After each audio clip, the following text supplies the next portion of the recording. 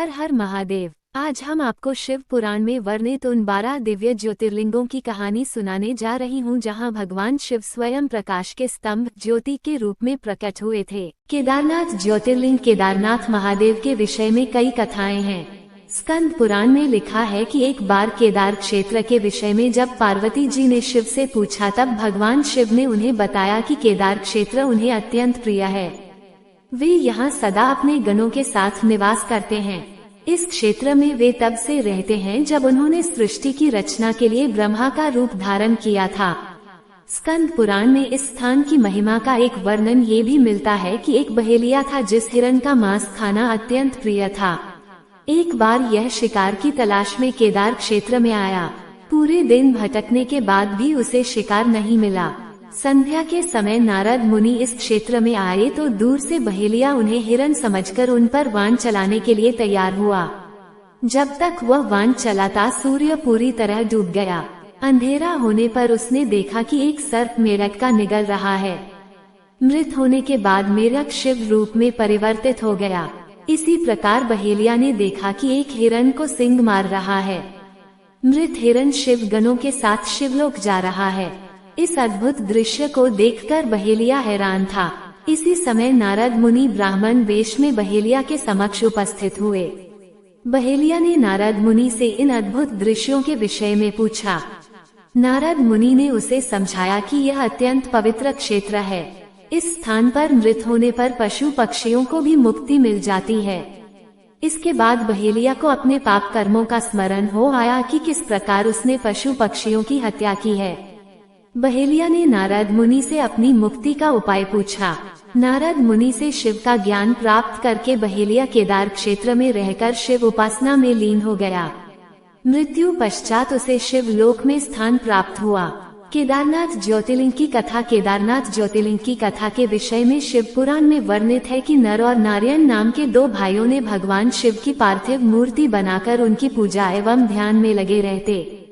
इन दोनों भाइयों की भक्तिपूर्ण तपस्या से प्रसन्न होकर भगवान शिव इनके समक्ष प्रकट हुए। भगवान शिव ने इनसे वरदान मांगने के लिए कहा तो जन कल्याण की भावना से इन्होंने शिव से वरदान मांगा कि वह इस क्षेत्र में जन कल्याण हेतु सदा वर्तमान रहें।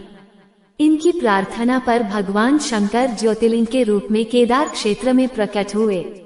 केदारनाथ से जुड़ी पांडवों की कथा। शिव पुराण में लिखा है कि महाभारत के युद्ध के पश्चात पांडवों को इस बात का प्रायश्चित हो रहा था कि उनके हाथों उनके अपने भाई बंधुओं की हत्या हुई है। वे इस पाप से मुक्ति पाना चाहते थे।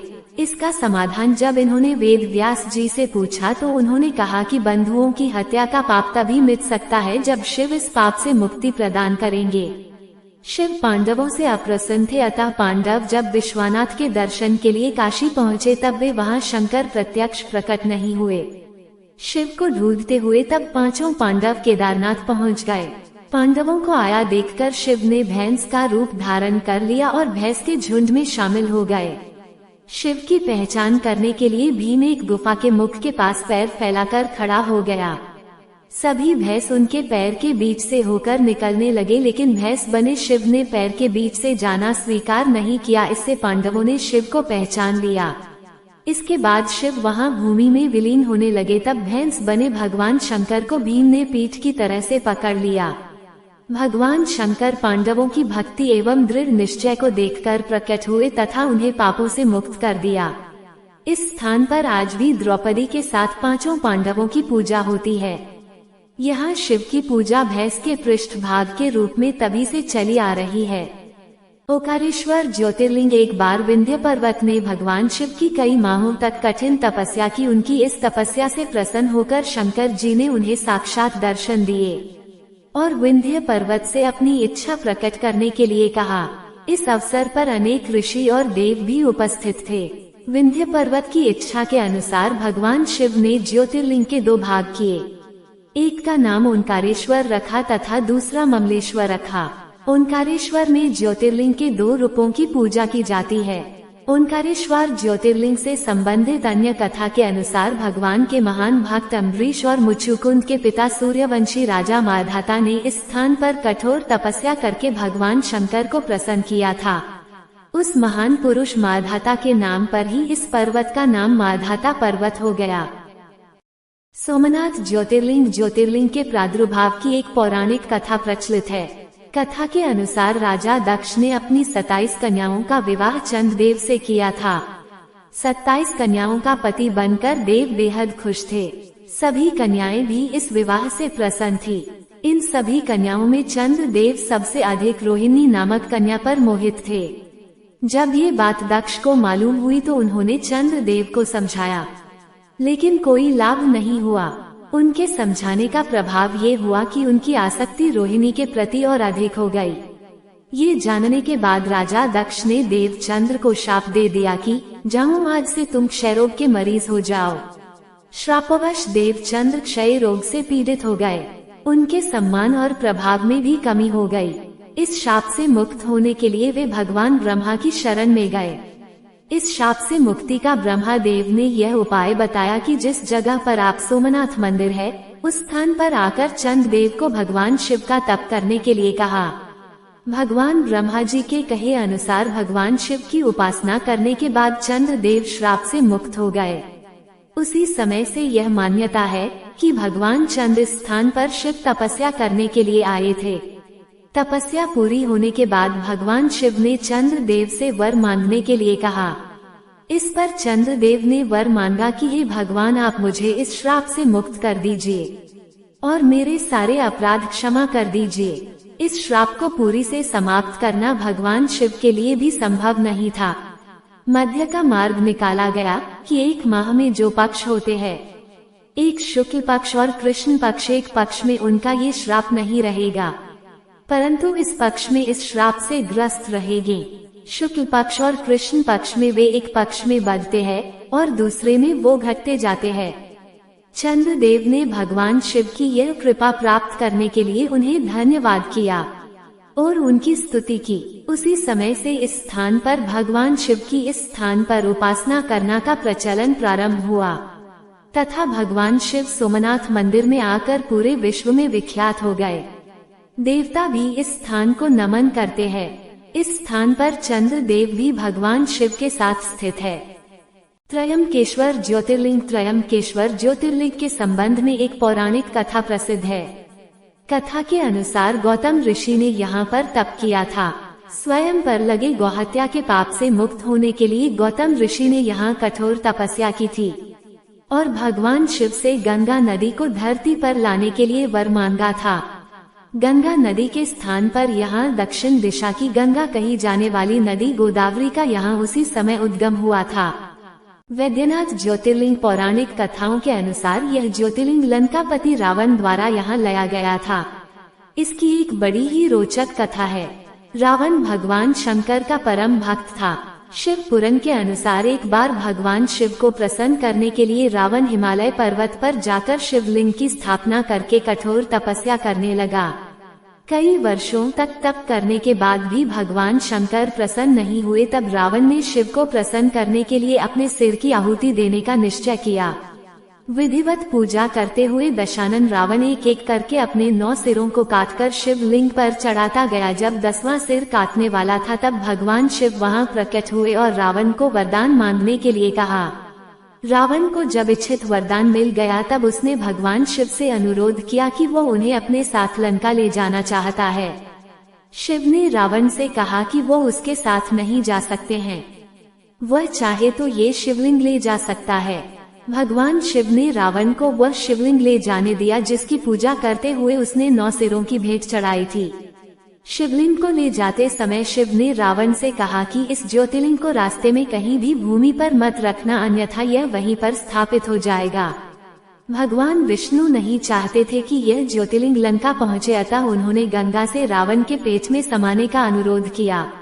रावण के पेट में जैसे ही गंगा पहुंची, रावण के अंदर मूत्र करने की इच्छा प्रबल हो उठी। वह सोचने लगा कि शिवलिंग को किसी को सौंपकर लघु शंका कर ले। तभी विष्णु भगवान एक ग्वाले के भेष में वहां प्रकट हुए। रावण ने उस ग्वाले बालक को देखकर उसे शिवलिंग सौंप दिया और जमीन पर न रखने की हिदायत दी।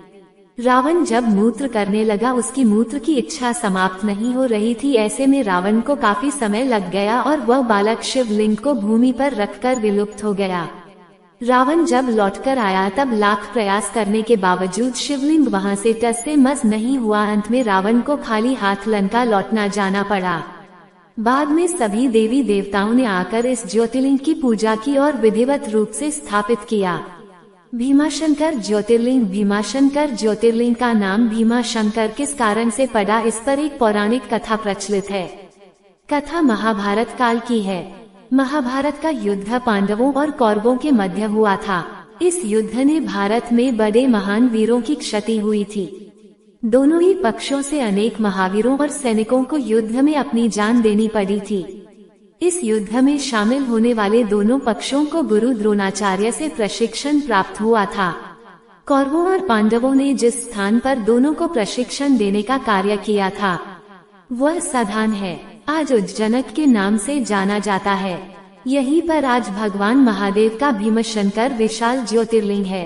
कुछ लोग इस मंदिर को भीमाशंकर ज्योतिर्लिंग भी कहते हैं।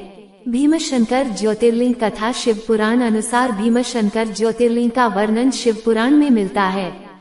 शिव पुराण में कहा गया है कि पुराने समय में भीम नाम का एक राक्षस था।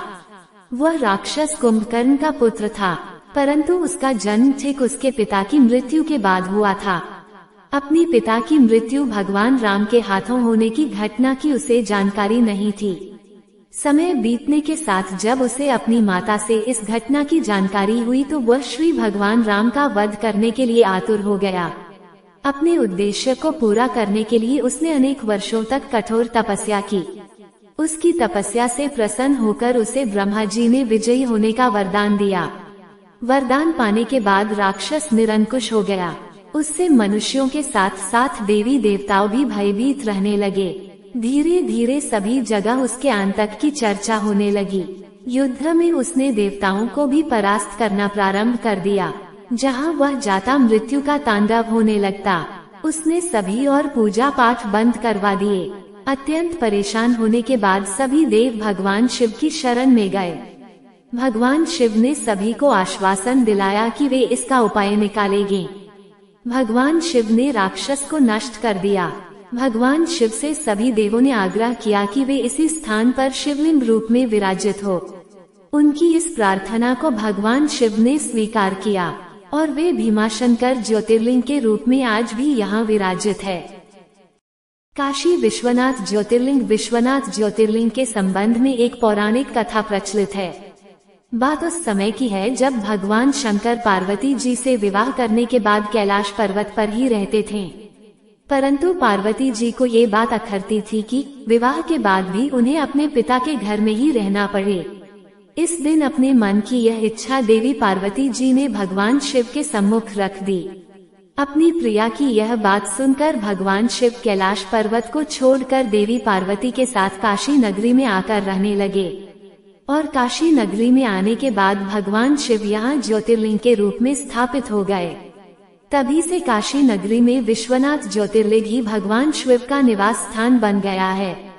कृष्णेश्वर ज्योतिर्लिंग भारत के दक्षिण प्रदेश के देवगिरी पर्वत के निकट सुकर्मा नामक ब्राह्मण और उसकी पत्नी सुदेश निवास करते थे। दोनों ही भगवान शिव के परम भक्त थे, परंतु इनके कोई संतान न थी। इस कारण ये बहुत दुखी रहते थे, जिस कारण उनकी पत्नी उन्हें दूसरी शादी करने का आग्रह करती थी। अतः पत्नी के जोर देने सुकर्मा ने अपनी पत्नी की बहन घुष्मा के साथ विवाह कर लिया। घुष्मा भी शिव भगवान की अनन्य भक्त थी और भगवान शिव की कृपा से उसे एक पुत्र की प्राप्ति हुई। पुत्र प्राप्ति से घुष्मा का मान बढ़ गया, परंतु इस कारण सुदेश को उससे ईर्ष्या होने लगी। जब पुत्र बड़ा हो गया तो उसका विवाह कर दिया गया। ये सब देखकर सुदेहा के मन में और अधिक ईर्ष्या पैदा हो गई, जिसके कारण उसने पुत्र का अनिष्ट करने की ठान ली। और एक दिन रात्रि में जब सब सो गए तब उसने घुष्मा के पुत्र को चाकू से मारकर उसके शरीर के टुकड़े कर दिए और उन टुकड़ों को सरोवर में डाल दिया, जहाँ पर घुष्मा प्रतिदिन पार्थिव लिंग का विसर्जन किया करती थी। शव को तालाब में फेंककर वह आराम से घर में आकर सो गई। रोज की भांति जब सभी लोग अपने कार्यों में व्यस्त हो गए और नित्य कर्म में लग गए, तब सुदेहा भी आनंद पूर्वक घर के काम काज में जुट गई। परंतु जब बहू नींद से जागी तो बिस्तर को खून में सना पाया तथा मांस के कुछ टुकड़े दिखाई दिए। ये भयानक दृश्य देखकर व्याकुल बहू अपनी सास घुष्मा के पास जाकर रोने लगी और पति के बारे में पूछने लगी और विलाप करने लगी। सुदेहा भी उसके साथ विलाप में शामिल हो गई ताकि किसी को भी उस पर संदेह न हो। बहू के क्रंदन को सुनकर घुष्मा जरा भी दुखी नहीं हुई और अपने नित्य पूजन व्रत में लगी रही। वह सुधर्मा भी अपने नित्य पूजा कर्म में लगे रहे। दोनों पति पत्नी भगवान का पूजन भक्ति के साथ बिना किसी विघ्न चिंता के करते रहे। जब पूजा समाप्त हुई तब घुष्मा ने अपने पुत्र की रक्त से भीगी शैया को देखा। यह विभत्स दृश्य देखकर भी उसे किसी प्रकार का विलाप नहीं हुआ। उसने कहा कि जिसने मुझे पुत्र दिया है वही शिव उसकी रक्षा भी करेंगे। वह तो स्वयं कालों के भी काल हैं, सत्पुरुषों के आश्रय हैं और वही हमारे संरक्षक हैं। अतः चिंता करने से कुछ न होगा। इस प्रकार के विचार कर उसने शिव भगवान को याद किया। धैर्य धारण कर शोक से मुक्त हो गए और प्रतिदिन की तरह शिव मंत्र नमः शिवाय का उच्चारण करती रही तथा पार्थिव लिंगों को लेकर सरोवर के तट पर गई। जब उसने पार्थिव लिंगों को तालाब में प्रवाहित किया तो उसका पुत्र सरोवर के किनारे खड़ा हुआ दिखाई पड़ा। अपने पुत्र को देखकर घुष्मा प्रसन्नता से भर गई। इतने में ही भगवान शिव उसके सामने प्रकट हो गए। भगवान शिव घुष्मा की भक्ति से बहुत प्रसन्न हुए और वरदान मांगने को कहा। भगवान ने कहा यदि वो चाहे तो वो उसकी बहन को त्रिशूल से मार डाले। परंतु घुष्मा ने श्रद्धा पूर्वक महेश्वर को प्रणाम करके कहा कि सुदेहा बड़ी बहन है, अतः आप उसकी रक्षा करें, उसे क्षमा करें। घुष्मा ने निवेदन किया कि मैं दुष्कर्म नहीं कर सकती और बुरा करने वाले की भी भलाई करना ही अच्छा माना जाता है। अतः भगवान शिव घुष्मा के भक्तिपूर्ण विचारों को सुनकर अत्यंत प्रसन्न हो उठे और कहा घुष्मा तुम कोई और वर मांग सकती हो। घुष्मा ने कहा हे महादेव, मुझे वर देना ही चाहते हैं तो लोगों की रक्षा और कल्याण के लिए आप यहीं सदा निवास करें। घुष्मा की प्रार्थना से प्रसन्न महेश्वर शिवजी ने उस स्थान पर सदैव वास करने का वरदान दिया तथा तालाब के समीप ज्योतिर्लिंग के रूप में वहां पर वास करने लगे और घुष्मेश्वर के नाम से प्रसिद्ध हुए। उस तालाब का नाम भी तब से शिवालय हो गया। नागेश्वर ज्योतिर्लिंग। नागेश्वर ज्योतिर्लिंग के संबंध में एक कथा प्रसिद्ध है। कथा के अनुसार एक धर्म कर्म में विश्वास करने वाला व्यापारी था। भगवान शिव में उसकी अनन्य भक्ति थी। व्यापारिक कार्यों में व्यस्त रहने के बाद भी वह जो समय बचता उसे आराधना, पूजन और ध्यान में लगाता था। उसकी इस भक्ति से एक दारुक नाम का राक्षस नाराज हो गया। राक्षस प्रवृत्ति का होने के कारण उसे भगवान शिव जरा भी अच्छे नहीं लगते थे। वह राक्षस सदा ही अवसर की तलाश में रहता था कि वह किस तरह व्यापारी की भक्ति में बाधा पहुंचा सके। एक बार वह व्यापारी नौक से कहीं व्यापारिक कार्य से जा रहा था। उस राक्षस ने ये देख लिया और उसने अवसर पाकर नौक पर आक्रमण कर दिया और नौक के यात्रियों को राजधानी में ले जाकर कैद कर लिया। कैद में भी व्यापारी नित्यक्रम से भगवान शिव की पूजा में लगा रहता था। बंदी गृह में भी व्यापारी के शिव पूजन का समाचार जब उस राक्षस तक पहुंचा तो उसे बहुत बुरा लगा। वह क्रोध भाव में व्यापारी के पास कारागार में पहुंचा। व्यापारी उस समय पूजा और ध्यान में मग्न था। राक्षस ने उस पर उसी मुद्रा में क्रोध करना प्रारंभ कर दिया। राक्षस के क्रोध का कोई प्रभाव जब व्यापारी पर नहीं हुआ तो राक्षस ने अपने अनुचरों से कहा कि वे व्यापारी को मार डालें। यह आदेश भी व्यापारी को विचलित न कर सके। इस पर भी व्यापारी अपनी और अपने साथियों की मुक्ति के लिए भगवान शिव से प्रार्थना करने लगा। उसकी भक्ति से प्रसन्न होकर भगवान शिव उसी कारागार में एक ज्योतिर्लिंग रूप में प्रकट हुए और व्यापारी को पाशुपत अस्त्र स्वयं की रक्षा करने के लिए दिया। इस अस्त्र से राक्षस दारुक तथा उसके अनुचरों का वध कर दिया। उसी समय से भगवान शिव के इस ज्योतिर्लिंग का नाम नागेश्वर के नाम से प्रसिद्ध हुआ। महाकालेश्वर ज्योतिर्लिंग। महाकालेश्वर ज्योतिर्लिंग की स्थापना से संबंधित के प्राचीन कथा प्रसिद्ध है। कथा के अनुसार एक बार अवंतिका नाम के राज्य में राजा वृषभसेन नाम के राजा राज्य करते थे। राजा वृषभसेन भगवान शिव के अनुयायी भक्त थे। अपनी दैनिक दिनचर्या का अधिकतर भाग वे भगवान शिव की भक्ति में लगाते थे। एक बार दौसी राजा ने उनके राज्य पर हमला कर दिया। राजा वृषभसेन अपने साहस और पुरुषार्थ से इस युद्ध को जीतने में सफल रहा। इस पर दौसी राजा ने युद्ध में विजय प्राप्त करने के लिए अन्य किसी मार्ग का उपयोग करना उचित समझा। इसके लिए उसने एक असुर की सहायता ली।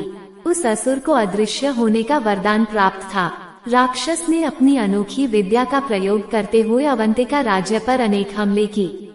इन हमलों से बचने के लिए राजा वृषभसेन ने भगवान शिव की शरण लेनी उपयुक्त समझी। अपने भक्त की पुकार सुनकर भगवान शिव वहां प्रकट हुए और उन्होंने स्वयं ही प्रजा की रक्षा की। इस पर राजा वृषभसेन ने भगवान शिव से अवंतिका राज्य में ही रहने का आग्रह किया, जिससे भविष्य में अन्य किसी आक्रमण से बचा जा सके। राजा की प्रार्थना सुनकर भगवान वहां ज्योतिर्लिंग के रूप में प्रकट हुए और उसी समय से उज्जैन में महाकालेश्वर की पूजा की जाती है। महाकालेश्वर ज्योतिर्लिंग की स्थापना से संबंधित के प्राचीन कथा प्रसिद्ध है।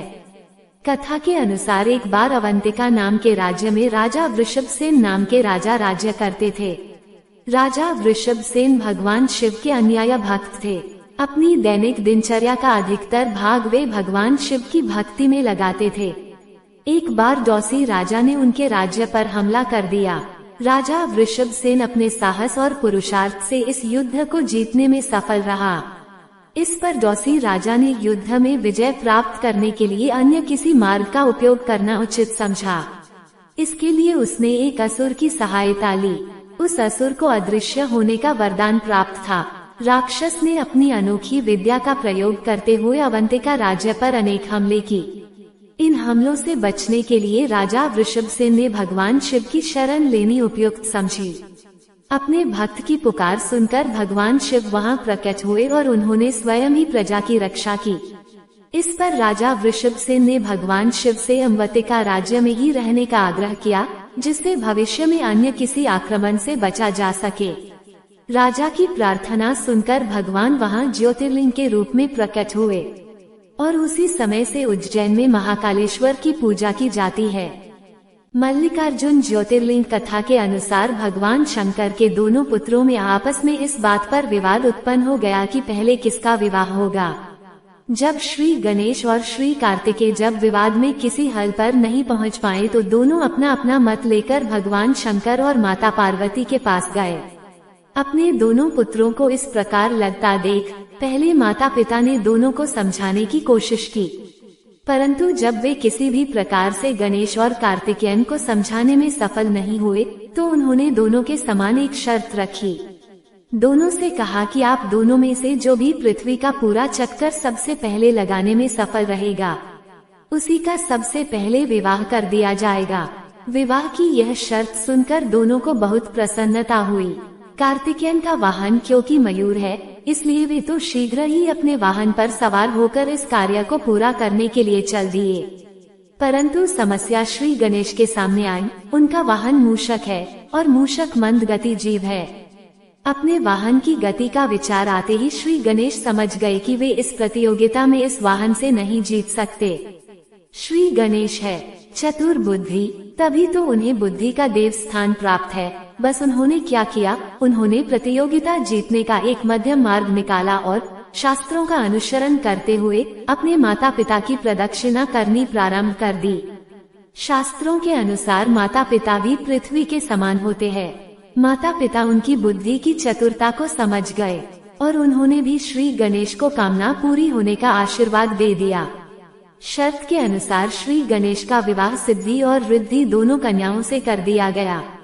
पृथ्वी की प्रदक्षिणा कर जब कार्तिकेयन वापस लौटे तो उन्होंने देखा कि श्री गणेश का विवाह तो हो चुका है और वे शर्त हार गए हैं। श्री गणेश की बुद्धिमानी से कार्तिकेयन नाराज होकर श्री शैल पर्वत पर चले गए। श्री शैल पर माता पार्वती पुत्र कार्तिकेयन को समझाने के लिए गई और भगवान शंकर भी यहाँ ज्योतिर्लिंग के रूप में अपनी पुत्र से आग्रह करने के लिए पहुँच गए। उसी समय से श्री शैल पर्वत पर मल्लिकार्जुन ज्योतिर्लिंग की स्थापना हुई और इस पर्वत पर शिव का पूजन करना पुण्यकारी हो गया। श्री मल्लिकार्जुन मंदिर निर्माण कथा। इस पौराणिक कथा के अलावा भी श्री मल्लिकार्जुन ज्योतिर्लिंग के संबंध में एक किंवदंती भी प्रसिद्ध है।